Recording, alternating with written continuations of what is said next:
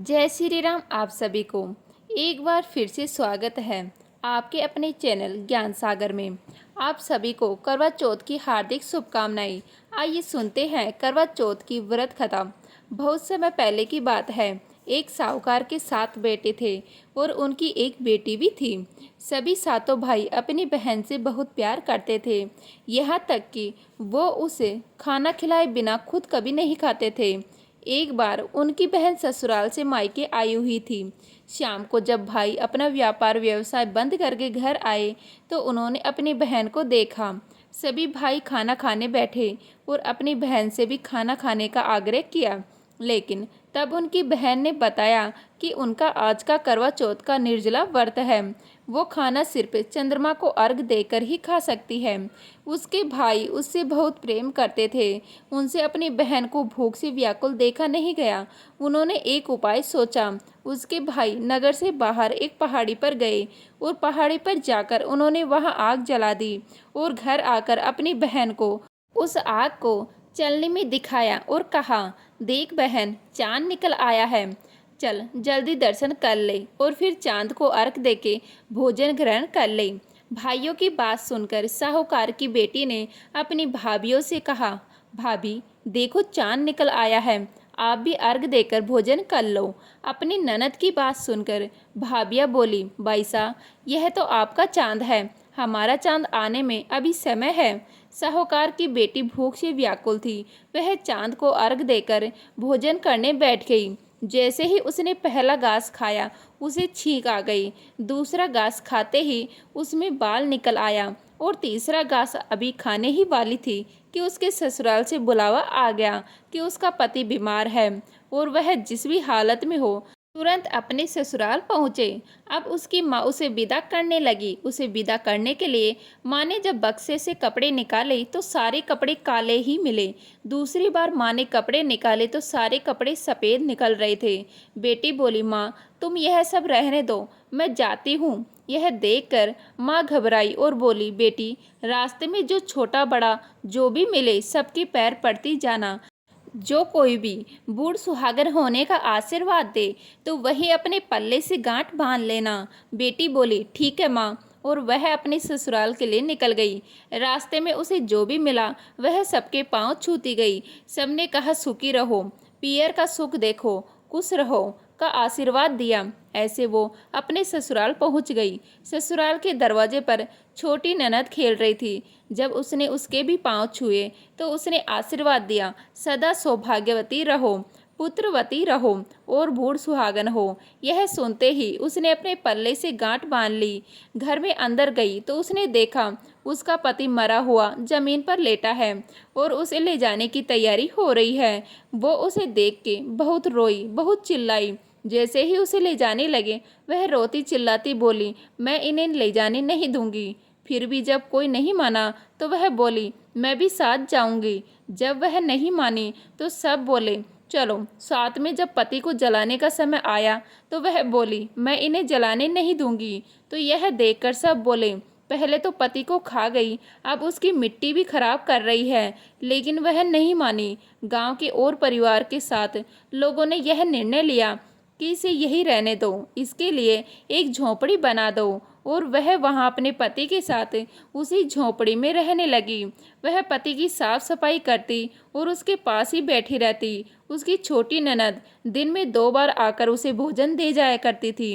अब वह हर चौथ का व्रत करती, चांद को अर्घ देती, ज्योति देखती और जब चौथ माता आती तो माता कहती, करवोले करवोले, भाइयों की प्यारी बहन करवोले, घनी बुखारी करवोले। तो चौथ माता से अपने पति के प्राण मांगती, पर चौथ माता उसे यह कहती कि जब हमसे बड़ी चौथ आएगी तो उनसे मांग लेना। ऐसे एक एक करके सभी चौथ आई और सभी यह कहकर चली गई कि हमसे बड़ी से मांग लेना। और इसके बाद आसोज की चौथ आई। वो बोली, तुझसे कार्तिक की चौथ यानी करवा चौथ माता नाराज है, वही तेरा सुहाग लौटाएगी। तू ऐसा कर, करवा चौथ माता के लिए सारे श्रृंगार की तैयारी कर ले और जब वह आए तो तू उनके पैर मत छोड़ना। उसके बाद जब करवा चौथ आने वाली हुई तो उस लड़की ने अपनी छोटी ननद से पूरे श्रृंगार और सुहाग का सारा सामान मंगवाया। और करवे भी मंगवाई। उसकी सास ने सोचा, जो मांगती है दे आओ। साहूकार की बेटी ने करवा चौथ का व्रत रखा और चांद निकलने पर अर्घ दिया। चौथ माता की ज्योति करी और जब चौथ माता प्रकट हुई तो वह बोली, करवोले भाइयों की प्यारी बहन करवोले, दिन में चांद उगाने वाली करवोले, घनी बुखारिन करवोले। तब उसने उनके पैर पकड़ लिए और उसने कहा, माता मेरा सुहाग वापस करो। चौथ माता बोली, तू तो बड़ी भूख है, 7 भाइयों की प्यारी बहन है, तुझे सुहाग से क्या काम।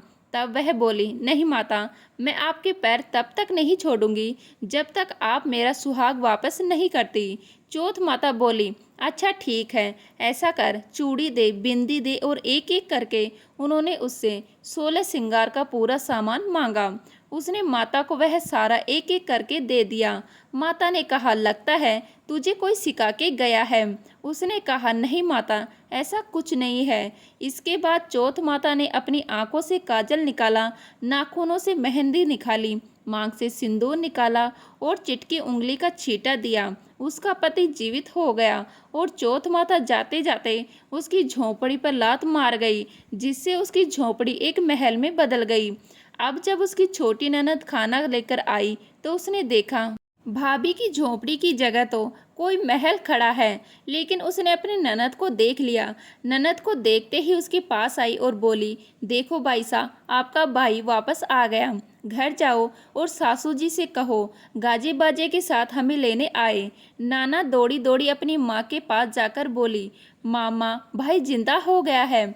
माँ बोली, उस भाभी के साथ तेरा दिमाग भी खराब हो गया है, मरने वाला कभी जिंदा होता है। ननद बोली, नहीं माँ, मैंने देखा है, भाई सच में जिंदा हो गया है। भाई ने गाजे बाजे के साथ बुलाया है। सभी घरवाले गाजे बाजे के साथ अपने बेटे को लेने पहुँचे। बेटे को जिंदा देखकर सास बहू के पैर छूने लगी और बहू सास के पैर छूने लगी। बहू बोली, देखो माँ, आपका बेटा वापस आ गया है। सास बोली, मैंने तो साल भर पहले ही इसे भेज दिया था, वो तो तू ही थी जो इसे वापस लेकर आई है। हे चौथ माता, जैसे साहूकार की बेटी के साथ पहले किया वैसे किसी के साथ मत करना, और जैसे बाद में उसे सुहाग दिया वैसे ही सबको देना। आप सभी पर चौथ माता की कृपा इसी तरह बनी रहे। जय चौथ माता। तो यह थी करवा चौथ की कथा। अब सुनते हैं गणेश जी की कथा। एक बार एक ब्राह्मण था। वह हर रोज सुबह उठकर गंगा जी में नहाने जाता और आकर गणेश भगवान की पूजा करता था। उसकी पत्नी को यह पूजा अच्छी नहीं लगती थी। वह हर रोज ब्राह्मण से कहती कि तुम सुबह सवेरे ही पूजा करने बैठ जाते हो, मैं घर का काम काज, झाड़ू पोछा सब करूं। ब्राह्मण उसकी बात को अनसुना कर देता। एक दिन ब्राह्मण गंगा जी में नहाने गया। पीछे से उसकी पत्नी ने गणेश जी की मूर्ति को छिपा दिया। ब्राह्मण ने आकर पूछा, मेरी गणेश जी की मूर्ति कहाँ गई। तब ब्राह्मणी ने कहा, मुझे नहीं पता कि आपकी मूर्ति कहाँ है। उस दिन ब्राह्मण ने खाना नहीं खाया और कहा, मैं तो गणेश भगवान की पूजा करके ही खाना खाऊंगा। ब्राह्मणी ने उन्हें बहुत समझाया कि खाना खा लो, पर ब्राह्मण ने खाना नहीं खाया और वह रोने लग गया। दोनों को लड़ते झगड़ते देखकर गणेश जी की मूर्ति हंसने लगी। तब ब्राह्मणी ने गुस्से में आकर कहा, तुम्हारी मूर्ति वहाँ पड़ी है। मूर्ति के मिलने पर ब्राह्मण ने गणेश भगवान की पूजा की। उसकी पूजा से प्रसन्न होकर गणेश भगवान बोले, मेरी सेवा करते करते तुम्हें बहुत दिन हो गए हैं, जो तुम्हें चाहिए वह मांग लो। तब ब्राह्मण ने कहा, अन्न मांगू, धन मांगू, जितना दुनिया में सुख है सारा मांगू। तब गणेश भगवान ने ब्राह्मण को धन धान्य और सारा सुख प्रदान किया। फिर ब्राह्मण गणेश भगवान की मूर्ति को मंदिर में रखकर पूजा करने लगा। धन धान्य से भरपूर होने पर ब्राह्मण के मन में गणेश भगवान के लिए श्रद्धा पैदा हुई। फिर वह ब्राह्मण को बोलकर गणेश भगवान की मूर्ति घर में ले आई और दोनों पति पत्नी खूब प्रेम से गणेश भगवान की पूजा करने लगे। गणेश महाराज, जैसा आपने ब्राह्मण को और ब्राह्मणी को दिया वैसा ही सबको देना। कहानी अधूरी हो तो पूरी करना, पूरी हो तो मान करना। बोलो गणेश भगवान की जय।